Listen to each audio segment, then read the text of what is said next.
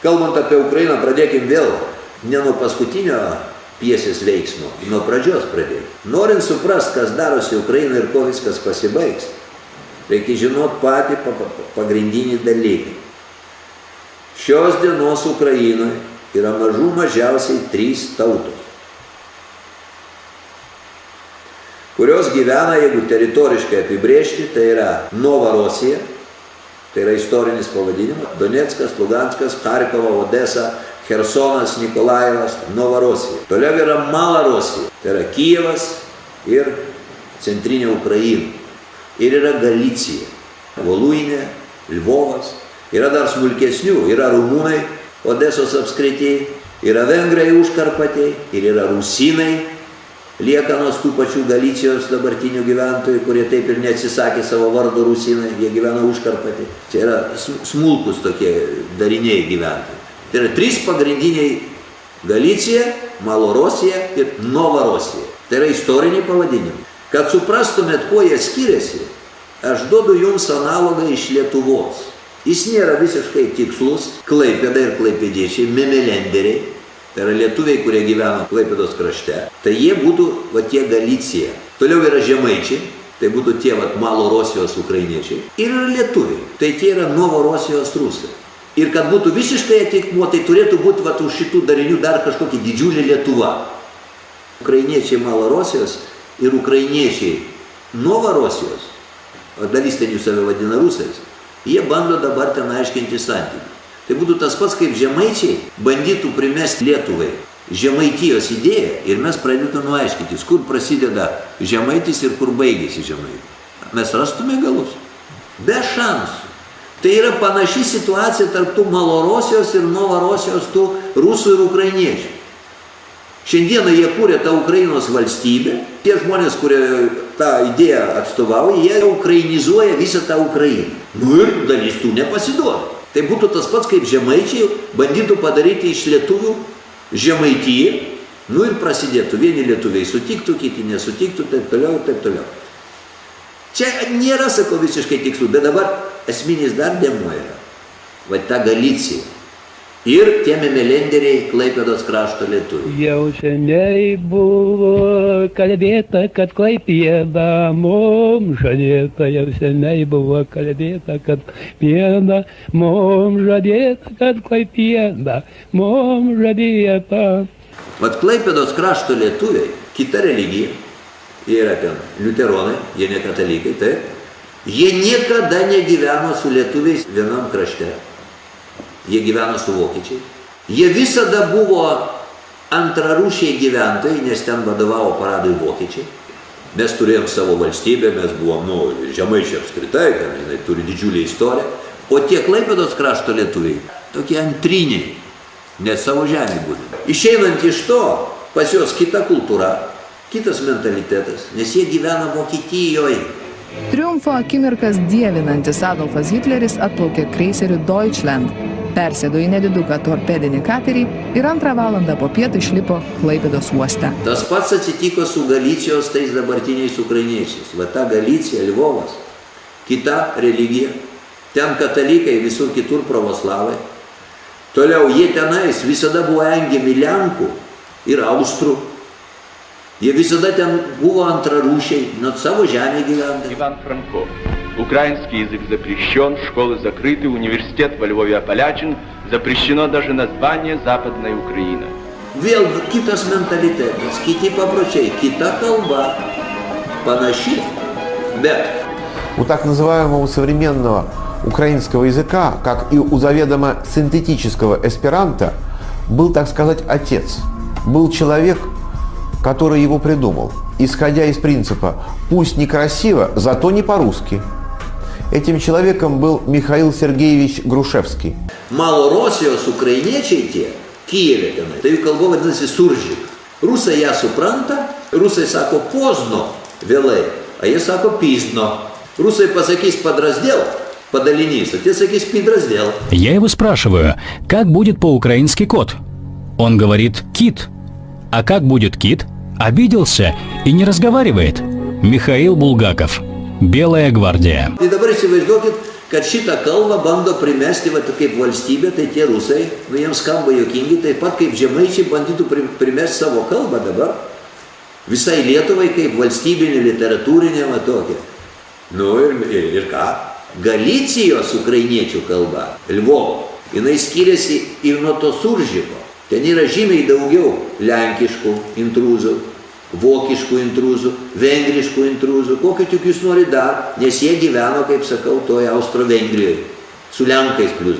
Va šitie trys dariniai, kol buvo Tarybų sąjunga, tai virš viso šito buvo bolševikų valdžia, tarybinio žmogaus idėja ir visus tos skirtumus maskavo ir nelabai jie pasireiškė. Plius tarp tų Malorosijos ukrainiečių ir Novorosijos ukrainiečių, kurie save laiko rusais, jie kalbėdavo va to Suržiku. Bet kai Ukraina tapo savarankiška, o jinai yra tokia sudurtinė valstybė, suprantat, skirtingos dalys, skirtingas metai, tai jiems reikėjo turėti ideologiją kažkokią. Ir ne veltui Kučma, pirmas prezidentas, yra parašęs knygą, kuri vadinasi «Украина не Россия». Украина не Rusija. Когда я услышал, что вы написали книгу «Украина не Россия», у меня было очень много иронии. Чем жители вот этой местности отличаются от жителей Брянщины, допустим, да? Ничем. Reikia pateisinti savo buvimą, pateisinti gali. Tu turi turėti skirtingą ideologiją negu Rusija, nes kitaip tada kyla klausimas, kam reikalinga Ukraina, jeigu jinai tokia pat Rusija. Čia taip pat, jeigu Žemaitija kurtų savo valstybę, jinai turėtų būti anti-Lietuva. Nes kitaip iškils klausimas, kodėl mūsų giminaitis vienas yra Žemaitijos pilietis, o kitas Lietuvos pilietis, supranta. O abudu kalba tą pačią beveik kalbą, vien Žemaitijos, kitas ne. Ir dėl to buvo pasirinkta Ukrainos idėja, ir ta idėja buvo būtent Galicijos Ukrainos. Va tos, kur Austro-Vengrijoje gyveno tie žmonės. Iš ten ta Ukrainos idėja. Ir dabar įsivaizduokit, jų yra visiškai kiti herojai. Bandera, nаш heroj! Bandera, nаш heroj! Bandera, nаш heroj! Bandera, nаш heroj!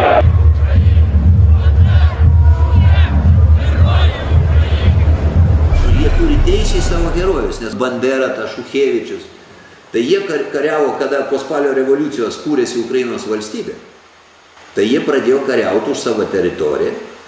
Ten buvo įvairūs variantai, kaip galėjo ta Ukraina susiklostyti. Ir ta dalis, kuri pakliuvo į Lenkiją, Lvovas, tai tie likę, tie ukrainiečiai, tie Galicijos, vėl pakliuvo po Lenkais, kaip ir visada. Ir jie kariavo prieš Lenkus. Ten labai daug žydų gyveno, jie ten ir žydus ten pjovė nemažai.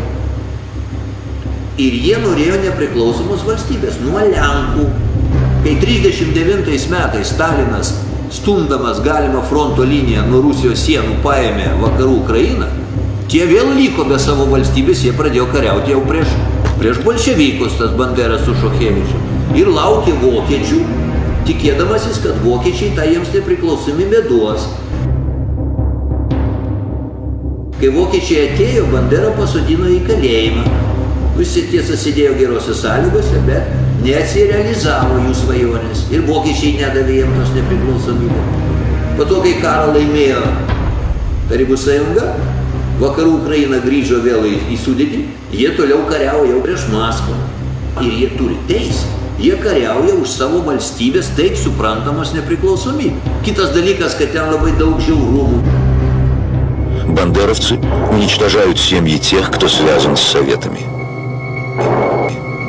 Мы должны помнить, что определенная часть этих людей работала на Гитлера и была составной частью гитлеризма. Они убили много украинцев, и они убивали много поляков. Убийство поляков при Гитлере в основном осуществлялось этими самыми украинцами, которые были частью нацистской системы. Aš pripažįstu tiem vakarų ukrainiečiams teisę jų gyvenimą, jų valstybę, nes jie niekad jos neturėjo. Tai Austrai smaugė jos, tai Lenkai smaugė, tai Maskva smaugė, tai Berlynas. Bet problema iškilo tada, kai šitą ideologiją bandė primesti Malorosijai ir Novorosijai. Jie pradėjo украинизаcijos процесą, kuris rėmėsi Галиcijos патиртим. Независимая Украина существовала всего 17 дней.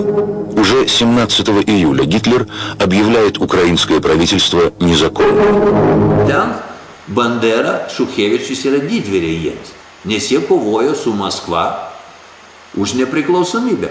O Malorosijoje ir Novorosijoje tie žmonės kaip tik kariavo prieš tos banderovcus. Prieš tų dabartinių Galicijos ukrainiečių tėvus ir senelius kovojo Donecko ar ten kokio Kijevo vaikų tėvai ir seneliai. Per šitos 20 metų tos ukrainizacijos išaugo karta žmonių, kurie jau nieko kito nežino, tik dabartinė tokia Ukraina.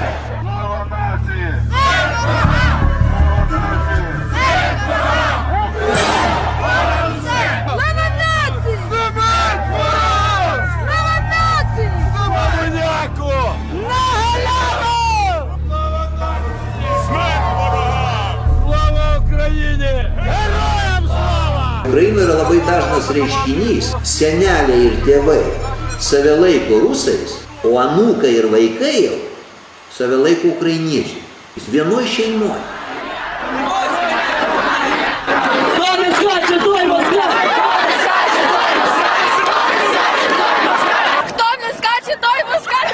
Grįžta vaikas iš mokyklos ir tėškė seneliui, tu sako okupantas. Senelis karo veteranas, o vaikas jau yra mokomas kitom aplinkybėm. Iš tų Galicijos ideologijų žiūrint, teisingai. Ir tie visi, tie Donecko gyventojai iš esmės jie buvo susitaikę su šituo.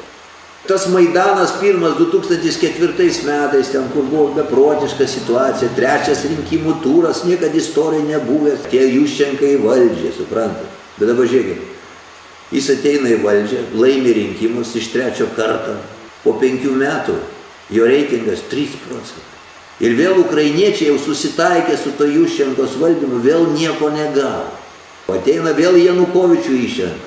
Kas išrinkus Janukovičių, vėl visi nepatenkinti. Ir kas yra avansena šiandien? Kas tai yra tas Porošenko, kuris dabar kandidatas į prezidentus? Timošenko ten, tie Jaceniukai ten, Turčinovai. Visas elitas, kur... Tai jiegi ta Ukraina valdo visus pastaruosius 10-15 metų. Juk tas Maidanas, kuris dabar stovėjo, tai tie patys žmonės ir 2004 metais ant scenos stovėjo. Ir per šitą 10 metų tai tie patys žmonės Ukrainą ir atvedė į šitą situaciją. Tai nėra naujų žmonių. Kada prasidėjo Maidanas praeitų metų rudenį ir žmonės išėjo ir stovėdavo gatvės, kyla klausimas, tai už ką jie stovėjo? Bet dabar paanalizuokim, kodėl taip galėjo atsitikti. Todėl, kad yra didžiulis socialinis nepasitenkinimas žmonių. Jau visiškai nesusijęs nei su kalba, nei su Galicija, iš totaliai visi nepatenkinti valdžia. Ir šiandieną, kada tas konfliktas Ukrainoje vyksta, tai provokacijas įvairiausias, tai net negali žinoti, kas tą daro iki galo. Tai yra geopolitinis faktorius, bet yra ir vietinis. Yra klanų kova. Pavyzdžiui, dabartinis gubernatorius Dnepropetrovsko, Kolomoicas toks, milijardierius, žydų tautybės, gyvenantis šiaip Šveicarijoje. Jis šiandieną kontroliuoja Dnepropetrovską ir jis turi konfliktą su Achmetovu tokiu, kuris Donecke sėdi. Jie visi turi savo privačias kariuomenės, šitie milijardieriai. Ir visą tai šiandieną veikia Ukrainoje vienu metu. Tos 3 tautos, bendras visiems socialinis nepasitenkinimas, kartų konfliktas. Kada karta išaugusi Ukrainai, tų vadovėlių šviesoj, kur ten apie Apolonų šneka ir visą kitą, jie istoriją perrašė grinai pagal savo ideologinius poreikius. Tarp kitko, Odesoje, tie tragiški įvykiai Odesoje, visi, kurie ir degina, ir bėga, nieks ten ukrainietiškai nekalba, o konfliktas baisus, agresija baisi, vienas kitą degina ir visi kalba rusiškai. Tik vieni šiandieną yra už vieningą Ukrainą, o kiti nenori pasiduoti tą ideologiją, jie nori tam tos rusų kalbos ir jie paskelbė šitą suverenitetą. Tai šitam lauke, tai čia viduje Ukraina, o virš viso šito yra geopolitiniai interesai.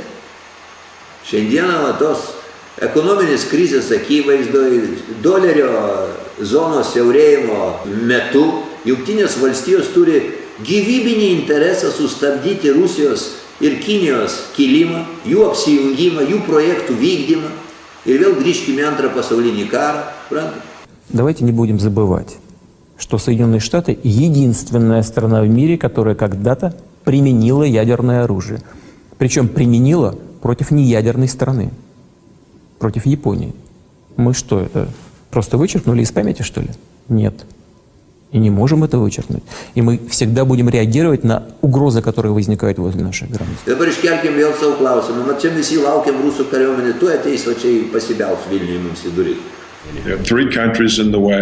США хотят править миром, но им мешают 3 государства – Россия, Китай и Иран. И они очень постараются ослабить эти страны, чтобы гегемония Вашингтона была абсолютной. Это напрямую связано с происходящим на Украине. Общеизвестно, что государственный переворот поддержали американцы, а точнее Вашингтон. Простые американцы вряд ли в курсе. И финансировал его тоже Вашингтон. А сейчас администрация Обамы закрывает глаза на присутствие некоторых одиозных личностей в составе нового украинского правительства, поскольку Вашингтон стремится разместить на Украине свои военные базы для устрашения России и ослабления ее военного потенциала. Президент Обама полностью контролируется финансистами с Уолл-стрит, а также крупным европейским капиталом, в частности английским. Банковские системы Западной Европы и США безнадежно разорены. Им нужны новые объекты для разграбления. И если вы прочитаете условия договора, который Евросоюз подсовывал Украине, и который Янукович отказался подписывать, то увидите, что этот документ открыл бы Западу двери для разграбления Украины. Но куда более важная цель — доступ к благосостоянию Евразии. И если для этого потребуется пойти на открытый конфликт, люди, контролирующие президента Обаму, не остановятся. Им нужно поддерживать мыльный пузырь западного финансового мира. И Обама идет у них на поводу. Это не отвечает интересам США, но так надо Уолл-стриту и Лондону. Евразия включает в себя такую страну, как Китай. А это 1,4 миллиарда человек. И это сильная страна. Индия – это 1,2 миллиарда человек. И так далее. Но и Россия также не слабый игрок. Итак, с одной стороны, все эти страны, сложенные вместе, и с другой, скажем так, Британская империя, которая уверена, что она контролирует всю планету, и к тому же, которая ворует нефть и уничтожает сельское хозяйство в Соединенных Штатах. Да, она проделывает все это с нами. А это означает, что единственный способ для трансатлантического региона, и особенно для Британской империи, выжить, это продолжать пожирать, уничтожать и завоевывать Евразию. Aš nesu tikras, kad šiandieną rusams reikia net to Donecko ir to Lugansko. Ir šito referendumo, kurį jie paskelbė. Aš manau, kad Putinas nežino, ką dabar daryti. Я дал свое видение того, что происходило на Украине. Я считаю, что все, что там произошло, в значительной степени ответственность за это лежит на наших европейских и американских партнерах. Они поддержали этот госпереворот и погрузили страну в хаос. А теперь хотят на нас переложить ответственность, и чтобы мы за них убирали там то, что они нагадили, понимаете? Kaip tik Jungtinių valstybių interesas ir yra, kad Rusija įvestų kariuomenę į Ukrainą. Kodėl dabar tas interesas yra? Todėl, kad jiem kovojant su ta Rusija, dėl tų geopolitinių, tų visų reikalų, jiem reikia ten sankcijas dabar įvedinėti prieš Rusiją. Ir žiūrėkit, kas darosi. Europa pradėjo priešinti. Новое правительство на Украине, состоящее из правых и неофашистов, будет угнетать украинский народ так, как его еще не притесняли за всю его историю. И ЕС слепо поддерживал такое правительство? Да, совершенно безответственно. Северная Америка хочет отодвинуть границы НАТО прямо под дверь России, что недопустимо, безответственно и чистой воды провокация. Президент Оланд ничего не знает и не понимает. У партии «Свобода» тесные связи с национал-демократической партией Германии и другими нацистскими партиями в Европе. Лидер «Свободы» Олег Тягнебок недвусмысленно это подтвердил, заявив, я цитирую, «берите оружие, сражайтесь с русскими свиньями, с немцами, с жидовскими свиньями. Уже сейчас на евреев и левых ведется охота, и вы молчите? И с этими людьми из «Свободы» мы еще разговариваем». Удивительно, что Европейский Союз поддержал события, в результате которых законно избранное правительство Украины было свергнуто, что не могло не вызвать негативной реакции России. Я сам политик, но эта самоубийственная логика мне непонятна. Europa jau pradeda suprast, kad nuo tų sankcijų Rusijai nukentės Europa ne mažiau, gal dar daugiau negu pati Rusija. Ir šiandieną Merkel nebesuvaldo savo pramonininkų. Obama pasikvietęs Merkel davė jai velnių, kad tavo visuomenė labiau remia Putiną negu mane, vat kada jos vizitas buvo. Ir iš tikrųjų visos apklausos rodo, kad šiandieną vokiečiai savo masiai yra palankus Maskvai. Ir ne tik jie. Tai dabar, norint priversti Europą, tas sankcijas įvesti reikia argumentų. Ir dėl to, jeigu rusai įvestų kariuomenį į Ukrainą, atsirastų tas papildomas argumentas. Ir dėl to yra suinteresuoti. Mes čia visi galvojam, kad Rusija tik ir laukia, kaip čia pasimti tą Donecką. O mano supratimu yra priešingai. Rusija iš paskutiniųjų stengiasi ten neįeiti. O dabar žiūrėkit, koks yra Putino šiandieną, kokia situacija. Vat atsitiko Odesai įvykiai. Sudegino to žmogų. O jis yra pasakęs, kad jis neleis skriausti va tų Novorosijos žmonių, ten tolgiau ten ir rusai save vadina. Dažnai žmonės įsivaizduoja, kad ten rusai suvežti. Toj Novorosijoje jie ten gyveno porą šimtų metų nuo Jekaterinos laikus. Kas ten buvo prieš tai, tai čia jau kita istorija, bet pastaruosius 200 metų Novorosija yra, jis turėtų tiem žmonėm padėti, nes to reikalauja iš jo vietiniai žmonės. Rusijos gyventojai, jo reitingas yra iškilęs į padebesius, kai Krymą paėmė. Ir žmonės dabar nori, kad jis padėtų ir tos irgi pasimtų atgal. O jis puikiai supranta, kad kai jis tik tą padarys, tada amerikonai šauks, kad jau reikia sankcijas įvesti. Europiečiai neturės kitų argumentų, turės prisidėti ir pralaimės tą patį Europą, supranta. Ir Rusija pralaimės ir nepralaimės. Luganskas ir Doneckas, kur dabar va čia paskelbė tą nepriklausomybę šiandien ir pasiprašė priimami. Ten yra šachtos, anglistai jų labai brangiai savikaina, suprantat, jie nelabai kur parduosi. Rusai anglės turi patys ten yra jų žmonės, jų mentaliteto, jų kultūros, jų kalbos. Ir dabar ką jis be padarytų, nepadėsi blogai, padėsi dar blogiau. Tai aš manau, kad bus bandoma padėti, nematomom priemonėm, ten kažkaip aišku. Matyt, bus padedama, bet atvirai kariuomenė, aš manau, kad Rusija stengsis iš paskutiniųjų neįvesti. Nes jinai visiškai nesuinteresuota. Kad tose srityse ten nėra tokio palaikymo kaip Kryme. Ir reikia žinoti, kad Krymas turėjo autonomijos statusą. Tai buvo Krymo autonominė respublika Ukrainos sudėty, o Doneckas ir Luganskas neturi. Tai visai kita situacija. Kryme tai yra uostai, Sevastopolis.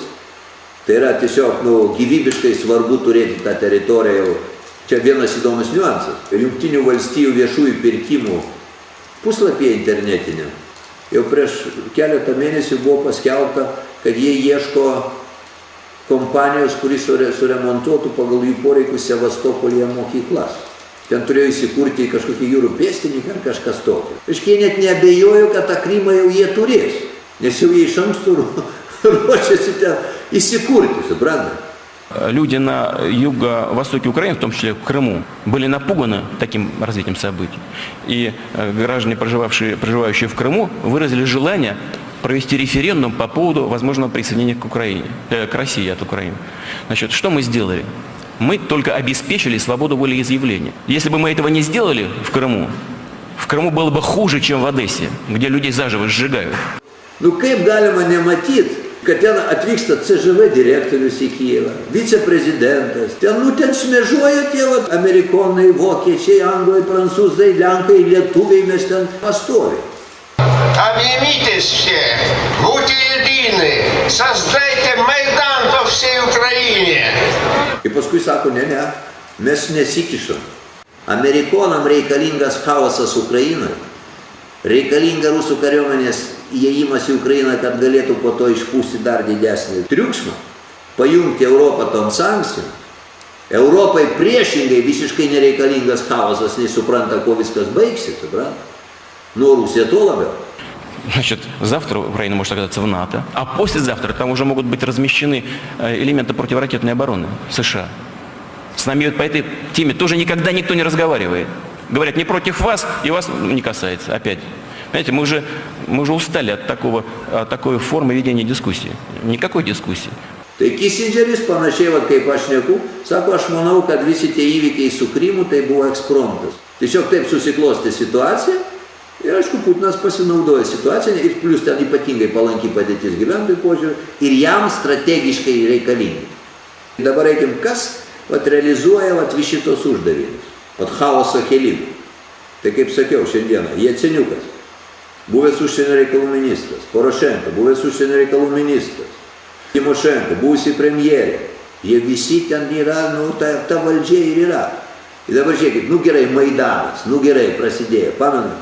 Janukovičius davė komandą nesipriešinti.